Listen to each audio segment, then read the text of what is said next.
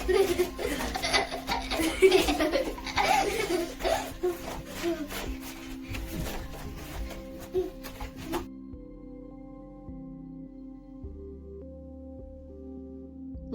मंडळी, स्वागत आहे आपलं न्यू ब्लॉगमध्ये. तर इथं बघा सकाळ सकाळी माझी नाश्त्याची तयारी चालू आहे. तर मी इथं बघा 1 वाटी बेसन घेतलेलं आहे. तर बघा ह्या बेसनमध्येच मी हे गाळून घेतलेलं बेसन आहे, त्यामध्येच बघा एक कांदा चिरलेला घातला, जरा जास्त होतं म्हणून 1 चमचाभर सायला ठेवला. त्यामध्येच पालक घातलीच 1 चमचाभर आणि त्यामध्येच कोथिंबीर घातली चिरून आणि त्यामध्येच 1 चमचा चिली फ्लेक्स आहेत आणि अजवाईन 1 चिमटभर आहेत चोळून घेतलेले आहेत ते आणि हे ब्लॅक पेपर घातलेले आहे त्यामध्येच आणि हे घालून व्यवस्थित मिक्स करून घ्यायचं आहे आपल्याला. त्यासाठी मी काट्याचा चमच वापरला आहे बघा. आणि त्यामध्येच बघा हळद घातलेली आहे मी. हळद घालून आणि चवीपुरतं मीठ घालायचं आपल्याला त्यामध्ये. हळद थोडीशीच घालायची, जास्त नाही घालायची. अगदी कलर येतो थोडीशी घालायची, जास्त झाली कलर छान येत नाही मग त्याला. असं मिक्स करून घ्यायचं बघा व्यवस्थित, गुठळ्या वगैरे मोडतात आणि कांदा व्यवस्थित हे करून घ्यायचा, फोडून घ्यायचा व्यवस्थित, म्हणजे एक संध बेटर बनतो आपला. आणि हे बघा मी ब्रेडचं हे करते, जसं आपण बेसनाची पोळी कसं करतो तसंच करतोय बघा. हे बेसनची पोळीच बनतात बघा आमच्याकडे ह्याला. तर बघा हे असं एकदम फेटून घ्यायचं व्यवस्थित पाणी घालून, जास्त पाणी नाही घातलं बघा. कन्सिस्टन्सी दाखवते बघा तुम्हाला, असं तरल कन्सिस्टन्सी आहे. आणि हे बघा मी ब्रेड घेतले, हे ब्रेड हेल्दी आहेत, आट्याचेच ब्रेड आहेत, कणकेचे, मैद्याचे नाही आहेत. तर हे ब्रेडचे असे मी काप करून घेतलेले आहेत, आडवे कापून घेतले मी त्याला. आणि हा ब्रेड पण तुटतच होता जरा जास्त, म्हणजे हे हातात घेतला तरी व्यवस्थित येत नव्हता. तर इकडं तवा गरम व्हायला ठेवला आहे मी, त्यावरतीच तेल टाकून घेतले. तुम्ही बटरही घालू शकता. हे बघा असं ठेवायचं, थोडं गॅपच्या अंतराने ठेवायचं नाही आपल्याला. त्यामध्येच जे बेसनचं घोळ बनवलं होतं ना आपण बेटर, ते याच्यामध्ये सोडायचं आहे. तुम्ही हे एक एक काट करून बेसनमध्ये बुडवून पण भाजू शकता. पण म्हणलं चला मुलांना काहीतरी वेगळं बनवून द्यावं, असं बनवून दिलं की स्वरा तर लय खुश असते. मग चला म्हटलं आपणही ट्राय करावं हे वेगळं काहीतरी. मग हे बघा असं बेसन पसरवून घ्यायचं व्यवस्थित आणि वरती ब्रेडच्या वरती पण हलकं हलकं पसरून घ्यायचं. हे बघा मी लेवल करून घेते बेसनची गोल. आणि हे असं मुलांना वेगळं बनवून दिलं की मुलं बी खुश होतात आणि आवडीनं खातात बघा. एक प्रकारचं सँडविच वगैरे करतोच आपण, पण ब्रेडचा असा वेगळा प्रकारही तुम्ही बनवून कधी देऊ शकता बघा मुलांना. हे बघा मी व्यवस्थित स्प्रेड करून घेतले आणि ह्याला एकदम कमी गॅसवर भाजायचं आहे, कारण आपण मध्ये बेसन घातले ते शेकलं गेलं पाहिजे. आपण ब्रेडच्या मध्ये जे सोडलं होतं ना ते जरा मोठं असतंय ना, ते शेकलं गेलं पाहिजे बघा. हे पलटून घ्यायचं व्यवस्थित. बघा कसं एकदम छान कलर आलाय, जाळी पण आली बघा. फेटलं होतं ना बेसनला छान व्यवस्थित, म्हणून जाळी पण आली बघा व्यवस्थित त्याला. दुसऱ्या बाजूने तेल सोडायचं आणि भाजून घ्यायचं व्यवस्थित बघा. बघा कसं खरपूस भाजलंय, असं खरपूस भाजायचं, कमी गॅसवर भाजायचं, मग छान भाजलं जाते. त्याच पद्धतीनं मी दुसरेही बनवून घेते बघा, तुम्हाला दाखवते. आता याचा स्पीड केलेला आहे मी. व्यवस्थित पसरून घ्यायचं आणि खालची बाजू शेकली तरच वरची पलटायचं, नाहीतर मग तुटण्याची शक्यता असते. हे मी लोखंडाच्या तव्यातच केलं, त्यामुळे जरा तेल जरा जास्त टाकलेलं आहे मी. तुम्ही जर नॉनस्टिकच्या ह्याच्यात करत असाल तर तेलाचा वापर कमीच होतो बघा त्यामध्ये. तर बघा इथं माझं बनवून तयार आहे ते वेगळ्या प्रकारचा नाश्ता ब्रेडचा. तुम्ही ब्रेड विथ बेसन पोळी असं काही नाव देऊ शकता. तर तुम्ही स्ट्रेप न कट करून देऊ शकता मधून मुलांना, जसे ब्रेडचे स्लायसेस आहेत त्याप्रमाणे कट करून देऊ शकता. तर बघा छान असा नाश्ता तयार झाला आपला इथं. तर बघा इकडं सकाळचं असं वातावरण होतं. आज काही बर्फ पडत नव्हता, 2 दिवस झाले बर्फ पडला नाही, आता ऊन पडलं होतं बघा चांगलं. तर बघा कबूतर पण उडत आहेत इकडं मध्ये मध्ये बसलायत कसे बघा. पक्ष्यांचं काय फ्रीली जीवन असतंय, घिरट्या घालतात आता मुलांचं. असं बघा ऊन आले खिडकीतनं. आता इकडं योगा करायचं चालू आहे बघा, सूर्यनमस्कार दीदीचा आणि दादाचं. तर बघा सूर्यनमस्कार हा बघा संपूर्ण व्यायाम प्रकाराचा एक प्रकार आहे. तर याच्यात 12 आसनं असते ती. तर सूर्यनमस्कार केल्यानं बघा शरीर पण लवचिक राहतंय, स्नायू मजबूत होतात, एकाग्रता वाढते आपली. आणि जर हे सूर्यनमस्कार रोज जर केलं तर आपलं मन शांत राहते आणि एकाग्रता पण वाढते. आणि सूर्यनमस्कार आपण सकाळी सूर्याच्या दिशेनं जर केलं तर खूप फायदेशीर मानला जातो. तर बघा इथं श्री आणि दादा सूर्यनमस्कार करतात, स्वरा आणि दादा सूर्यनमस्कार करतायत. आणि सूर्यनमस्कार जर रेग्युलर केलं तर खूपच फायदेशीर आहे बघा. आणि आणि शरीर जर शांत आणि निरोगी ठेवायचं असेल तर सूर्यनमस्कार हा प्रकार खूपच फायदेशीर आहे. आणि स्त्रियांनी तर बघा हे व्यायाम केलंच पाहिजे. तर निदान रोज 4 ते 5 तरी वेळा केला पाहिजे हा सूर्यनमस्कार. बघा इथं मीही करून घेते. स्त्रियांना घरातल्या कामातून बघा वेळ भेटत नाही, स्वतःसाठी वेळ, ते दुसऱ्यासाठीच जगत असतात. तर स्त्रियांनी स्वतःसाठी कधीही वेळ काढला पाहिजे. साधारण 10 मिनिट तरी स्वतःसाठी काढले पाहिजे सकाळचे पहा. तर इथं बघा मी पण करते, तर माझ्यासोबत स्वराही करते. तर स्त्रियांनी आवर्जून सूर्यनमस्कार केले पाहिजेत बघा सकाळचे.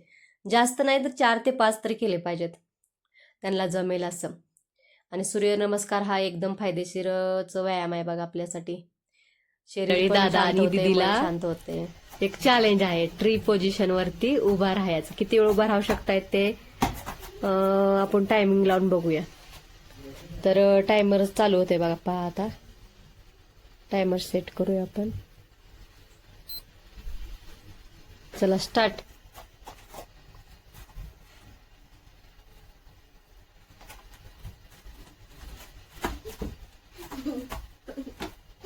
रिपीट उभं राहायचं. गुडघ्यावर पाय ठेवायचा. कॉन्सन्ट्रेशन करायचं. दादाकडे नाही बघायचं, स्वतः करायचं. समोर बघायचं इकडं. दीर्घ श्वास घ्यायचा, श्वास सोडायचा. व्यवस्थित उभा राहा सोरा. तसं नाही, दादाने कसा पाय ठेवलाय बघ बरं.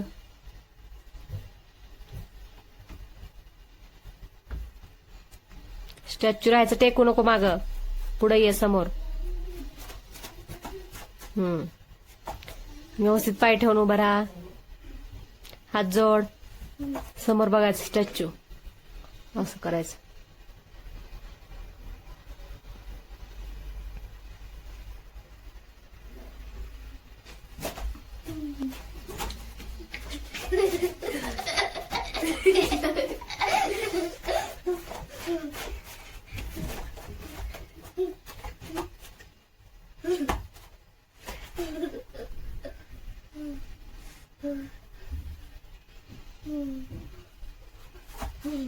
पाय तसा ठेवायच नाही. दादाने कसा ठेवलाय तसा ठेव ना दिदो.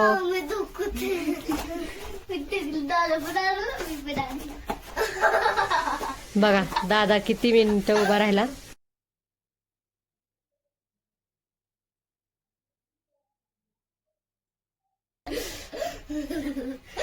दादाने काय हार मानली बघा. तो म्हणला माझा अजून चालूच आहे. मग तर चालूच आहे बघा उभं. ट्री पोझिशन वरती कंटिन्यू उभा राहा. बघा ही दीदीचं काय चाललंय मध्येच.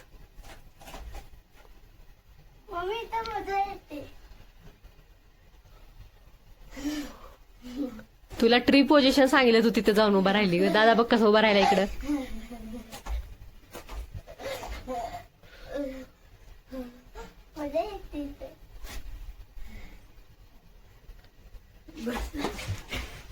बघा आता दादा पडला. तर पहा दादा किती मिनिट उभा राहू शकला तो. 8 सेकंद. 4 मिनिट 8. कशाला गेली वर. तुला ट्री पोझिशन करायला सांगितलं, गेली खाली. हा बघ बरं दादाने कसं केलं, तू केलंच नाही. तुला काय झालं करायला. प्रॅक्टिस केल्यावर रोज तसं करू नको दादा.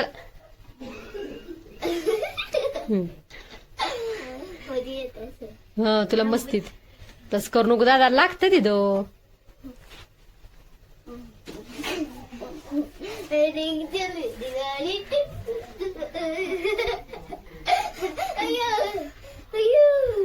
बहीण भावाचं बघा असंच घट्ट नातं असलं पाहिजे असं खेळत. काय चाललंय दादा. काय नाही, परीक्षा पे चर्चा. दिदे तू बघते, कळतंय का. नाही कळत. कळतं, व्यवस्थित बघायचं, समजून घ्यायचं. ओके.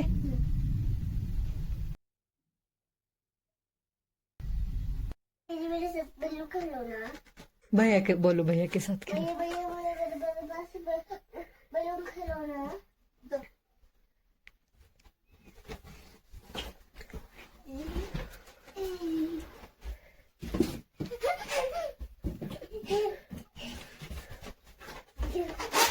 मैं नहीं दूंगा। तो नहीं दूंगा। खेलो मेरे साथ। नहीं दूंगा बस। कैसे गुस्सा हुआ? गुस्सा नहीं होते? बैलून नहीं दे दो भैया। भैया दे दो रे, उसको मत रुला। देखो दे दिया भैया ने। खेलो। 1 2 गो। क्या हो गया काशी, थक गया? हाँ, थक गया। बाप रे। सिखला स्कूल कब जाएगा काशी स्कूल? मैं आज जाऊंगा आज आज आज वो ठंडी बर्फ गिरी थी। बर्फ गिर रहा है इसीलिए नहीं जा रहे हैं। कब जाएगा स्कूल, कब जाएगा बताओ? मैं बर्फ चला जाएगा, इसलिए खो जाऊंगा मैं। अच्छा, कौन से स्कूल जाएगा? कब कौन से स्कूल जाएगा बताओ? मैं फिर बैठ का गुल हाँ, फिर बैठ का गुल गुल कौन सा? फिर मैन का फेयरमैन कैसे होता है? हर का वाला सुबह का हर का क्या ऐसे करेगा। हेलो भैया। बस हो गया अभी। तर मंडळी, आशा करते की तुम्हाला आजचा व्हिडिओ आवडला असेल आणि असेच इंटरेस्टिंग व्हिडिओ पाहण्यासाठी आपल्या चॅनलला सबस्क्राईब करा. तर भेटूया पुढच्या व्हिडिओमध्ये. Bye bye.